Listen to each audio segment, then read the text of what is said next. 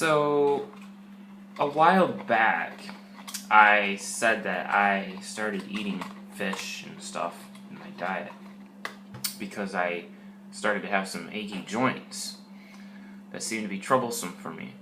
Well, I'm here to say that I appear to have improved a lot, and my joints don't seem to hurt anymore. I've been eating these wild sardines from Wild Planet. They're sustainably caught in the Pacific Ocean in extra virgin olive oil with lemon. And this is very anti-inflammatory. I mean, if you've ever done any of the research on sardines, they are chock full of omega-3s, which are very anti-inflammatory. They're a great source of vitamin B12, vitamin D, selenium, and coenzyme Q10, which is found in the body cells and is believed to be and to have antioxidant and immune system boosting properties. So that's pretty cool. And in fact, this particular brand, they don't have BPA in the can lining, because a lot of canned foods use that BPA, which you really should avoid. But this particular brand of sardines is really tasty. It's like a naturally smoked, lightly smoked sardines. So they're actually really good. But yeah, I feel a lot better. I seem to have gained a little bit of strength.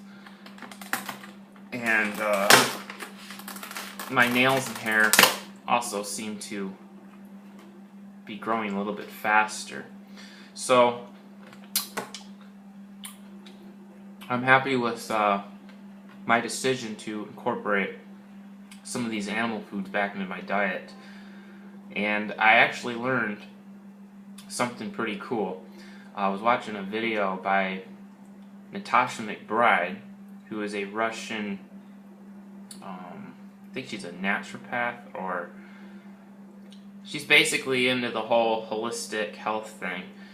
But anyways, she was being interviewed by Mercola, and they were talking about the vegan diet.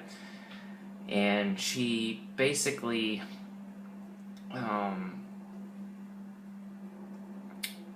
was talking about natural whole foods and how there's plant foods and how there's animal foods. And what really spoke a lot to me is when she said that, okay, the animal foods are those foods which build you up. They nourish you. They nourish your muscles, your brain, your bones, your immune system. So they're nourishing and they're building up. They help build muscle, etc. That's what the animal foods do. The plant foods they don't nourish you, they don't build you up. What they do is they cleanse and detox you. And so wherever you are at in your life, if you're really sick and overweight and have disease, it's better for you to be on a lot of plant foods or like a vegan diet, because that's going to cleanse you. The problem is people stay on the cleansing diet for a long time, and so they're just cleansing until they pretty much waste away and get really skinny. And then over time, they may lack energy, they may lack mental focus and concentration, maybe bad memory, maybe poor skin, maybe poor hair, because they're not building and nourishing foods. Because we really aren't true herbivores, we're more omnivore. And our stomach's got acid, this peptin, which helps us break down animal flesh. So the animal foods are basically out there grazing on grass and vegetables. Well, at least healthy animals are. So they're doing all this processing for us, and then we eat them, and we get all of these nutrients from them, and that helps build our bodies up. So a vegan diet is actually great to help you heal and cleanse and detoxify, But then once you are cleansed and detoxified, then you should incorporate back into the animal foods to help build you back up, to help nourish you. And I thought that was a really good way of how she explained it all. And it seems to be true too, because in my experience, the longer that I went without eating any animal foods, I just felt like I was getting weaker, and then my joints, because I wasn't really getting the building blocks or the nourishing, building up foods that are in animal foods to build muscles and healthy joints and, all these different things. So I guess the lesson to be learned is that there's a balance when it comes to what we eat. If you're a really sick, overweight person, you're best to be on a very cleansing, detoxifying diet. So you would want to eat a lot of plant foods and avoid the building and nourishing foods like the animal foods. But if you're been on a very cleansing diet and for a very long time, and you've already detoxified, and you're underweight and you don't have much energy and your brain seems to be going, and you just really seem like you're failing to thrive, then that's when you should incorporate more of these building foods back into your diet. And it's important to listen to your body too.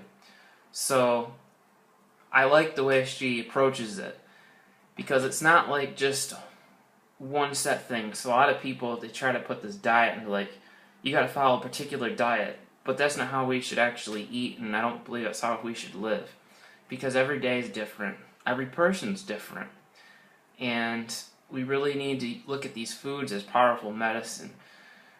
So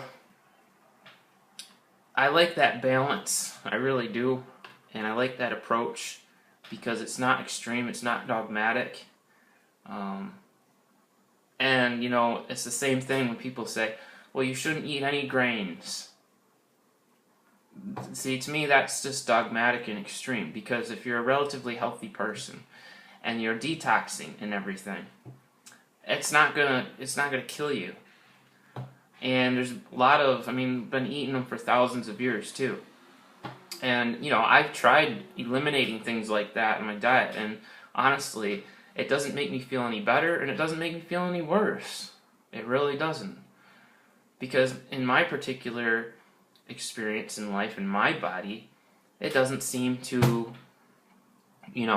really make a difference for me if I eliminate grains out of my diet or if I keep them in my diet. So,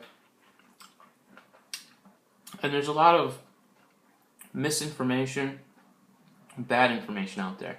Anybody can get in the internet and type in grains cause inflammation, and then find a whole bunch of websites to support it. Or you can get on Google and type in grains anti-inflammatory, and you can find a whole bunch of studies to back that up. So it's kind of ridiculous to just pick sides of whatever camp you want to be on. But rather, I think it's much more intelligent and much more realistic and practical and rational just to keep a balance in your mind and understand what plant foods do for you and what animal foods do for you, like Natasha is talking about. So, and I think our ancestors learned that because they knew that certain foods, if they were to eat them exclusively, would result in changes in their body. So the ancestors knew that, okay, if I'm sick, then I'm going to eat a lot of detoxing, cleansing foods or herbs. And then they knew that if they were going into battle and they need to be strong, then they would eat the animal foods. And so it would be going back and forth or wherever they were in their particular life. And I find that is actually very intelligent and using wisdom. So that's what I got out of it. That's what I've learned so far. And I agree with it. I really do. Because I don't like this dogmatic approach to diet that people have. They think, oh, you're paleo, you're fruitarian, you're vegan, you're raw vegan, you can only eat this kind of food, you can only eat that kind of food. The truth of the matter is, humanely raised, naturally raised animals that were eating their natural diet, and plant foods without pesticides and chemicals and all that stuff, those are the foods that are food for human beings. That's what we consume for so many years. And there's a balance between those two food groups, the animal and the plant. And it's going to be different for each individual, like I said. So don't get stuck in some dogmatic diet and, and understand that, yeah, vegan diets, fruitarian diets, 30 bananas a day, they can absolutely help heal somebody if they're really sick, if they're really overweight, if they have diabetes or heart disease. Of course, that's going to help and cure them. But once you are cured, once you are healthy, understand that the animal foods are not your enemy. They're going to help build you, nourish you back up, wherever you need to be. And then once you get to the level that you want to be, then maybe there's a mixture. Maybe you eat some animal and maybe some plants, or maybe you find that you're better off eating some plants for a while and then a little bit of animal and back and forth. Whatever really is what works for you. And keep that in mind, Instead of being so judgmental, being like, vegan diet's terrible, or animal foods are terrible, Really, what it is there's different, you kind of look at these diets as like short-term treatments, like short-term cures, okay? So if you're really sick, then you gotta detoxify, you gotta cleanse, so go on a vegan or raw vegan diet. That's wonderful, it helps you. If you're really malnourished, and you're underweight, and you don't have much muscle, and you can't think, and you have poor concentration, then you need some building up foods, so you eat some animal foods. And I think it makes a lot of sense when you look at it that way. And there's studies on both sides that agree.